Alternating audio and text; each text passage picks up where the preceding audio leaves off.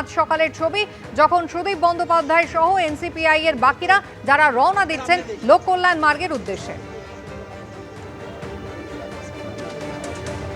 শিন্ডে শিবিরে যে 6 জন সাংসদ যারা যোগ দিয়েছেন উদ্ধব শিবির থেকে, তারাও কিন্তু রওনা দিয়েছেন প্রধানমন্ত্রীর বাড়ির উদ্দেশ্যে। সেই সময়কার ছবি দেখছেন, মালা রায় বাসে বসে রয়েছেন 3 জন।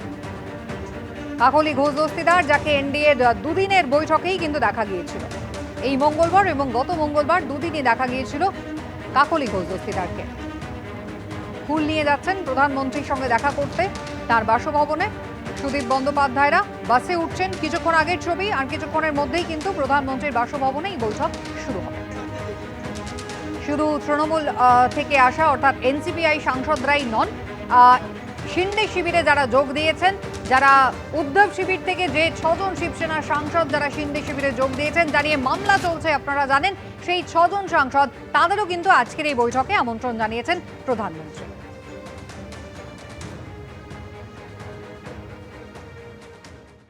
বিদেশ যাত্রা নিয়ে সুপ্রিম কোর্টের দ্বারস্থ তৃণমূল সাংসদ অভিষেক বন্দ্যোপাধ্যায়। কলকাতা হাইকোর্টের রায়কে চ্যালেঞ্জ জানিয়ে সর্বোচ্চ আদালতে অভিষেক বন্দ্যোপাধ্যায়।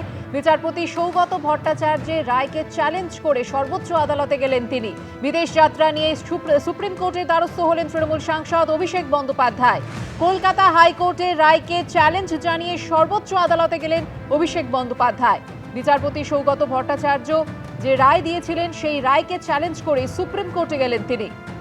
বিস্তারিত জানবো, কথা বলবো আমাদের প্রতিনিধি সৌভিক মজুমদারের সঙ্গে। সৌভিক, দেখো, অভিষেক বন্দ্যোপাধ্যায় তিনি সুপ্রিম কোর্টের দ্বারস্থ হয়েছেন এবং তিনি কলকাতা হাইকোর্টের বিদেশ যাত্রা নিয়ে যে নির্দেশ ছিল সেই নির্দেশকে চ্যালেঞ্জ করে তিনি সুপ্রিম কোর্টে গিয়েছেন। এখন তুমি জানো যে মাননীয় বিচারপতি সৌগত ভট্টাচার্য তিনি যে নির্দেশ দিয়েছিলেন সেই নির্দেশের প্রাথমিক পর্যায়ে তিনি এই প্রস্তাব রেখেছিলেন যে অভিষেক বন্দ্যোপাধ্যায় তিনি মনে করলে এসএসকেএম হাসপাতালের যে বিশেষজ্ঞ চিকিৎসকরা আছে সেই চিকিৎসকদের কাছে গিয়ে একটি মেডিকেল বোর্ড গঠন করে সেখানে তার চিকিৎসা সংক্রান্ত আগের যা ডকুমেন্ট রয়েছে বা প্রেসক্রিপশন রয়েছে সেগুলো তিনি দেখাতে পারেন এবং সেগুলো দেখাবার পরে সেখানকার যে বিশেষজ্ঞ চিকিৎসকরা রয়েছেন তারা একটি রিপোর্ট কলকাতা হাইকোর্টে পেশ করবেন এবং সেই রিপোর্ট দেখে সেই চিকিৎসকরা অর্থাৎ এসএসকেএম এর বিশিষ্ট চিকিৎসকরা তারা যদি মনে করেন যে অভিষেক বন্দ্যোপাধ্যায়ের যে চিকিৎসা এই মুহূর্তে প্রয়োজন রয়েছে সেই চিকিৎসা পশ্চিমবঙ্গে বা এই দেশের অন্য যে কোনো হাসপাতালে সম্ভব, তাহলে সেখানে করাবার জন্য তিনি নির্দেশ দেবেন। কিন্তু অভিষেক বন্দ্যোপাধ্যায়ের আইনজীবীদের বক্তব্য ছিল যে তারা এসএসকেএম হাসপাতালের সামনে হাজির হবেন না, এসএসকেএম এর চিকিৎসকদের দিয়ে তারা চিকিৎসা করাবেন না, এসএসকেএম এর কোনো রিপোর্ট তারা দেখাবেন না। এটাই ছিল অভিষেক বন্দ্যোপাধ্যায়ের আইনজীবীদের বক্তব্য। ফলে অভিষেক বন্দ্যোপাধ্যায় তিনি এসএসকেএম এর যাওয়ার ব্যাপারে প্রস্তুত ছিলেন না এবং সেই কারণে একেবারে চূড়ান্ত নির্দেশে সেই রায় আর মাননীয় বিচারপতি দেননি। ফলে অভিষেক বন্দ্যোপাধ্যায়ের যে আবেদন ছিল সেই আবেদন কলকাতা হাইকোর্ট খারিজ করেছিল এবং এই আবেদন খারিজ করার অন্যতম আরো কারণ ছিল যে অভিষেক বন্দ্যোপাধ্যায়ের বিরুদ্ধে একাধিক মামলা ইতিমধ্যে কিন্তু পেন্ডিং রয়েছে। ফলে মাননীয় বিচারপতির প্রশ্ন হলো যে সেই মামলাগুলির ক্ষেত্রে পুলিশ বা সিআইডি বা যা ইনভেস্টিগেটিং এজেন্সি রয়েছে সেই এজেন্সি যদি মনে করে যে আগামীকালই অভিষেক বন্দ্যোপাধ্যায়ের হাজিরার প্রয়োজন রয়েছে, সেক্ষেত্রে তারা কি করবে, অভিষেক বন্দ্যোপাধ্যায়কে তারা কোথায় খুঁজবেন। কিন্তু অভিষেক বন্দ্যোপাধ্যায়ের চুক্তি ছিল যে তিনি খুব অল্প সময়ের জন্য এটা চাইছেন, তিনি চাইছেন 3-4 সপ্তাহ অর্থাৎ প্রায় 1 মাসের জন্য বিদেশ যাত্রার অনুমতি। ফলে তদন্তকারী সংস্থা মনে করলে 1 মাস পরে তিনি সেখানে গিয়ে হাজিরা দিতে পারবে। কিন্তু এখানেও কলকাতা হাইকোর্টের বক্তব্য ছিল যে এর আগে কণ্ঠস্বর মামলায় এ রাজ্যের তরফ থেকে অভিযোগ করা হয়েছিল বা পুলিশের তরফ থেকে অভিযোগ করা হয়েছিল যে কলকাতা হাইকোর্টের যে নির্দেশ দেওয়া হয়েছে সেই নির্দেশ অভিষেক বন্দ্যোপাধ্যায় অমান্য করেছেন। সেই নির্দেশ অভিষেক বন্দ্যোপাধ্যায় মানেননি এবং কার্যত কলকাতা হাইকোর্টের কাছে বারবার পুলিশকে আসতে হয়েছে।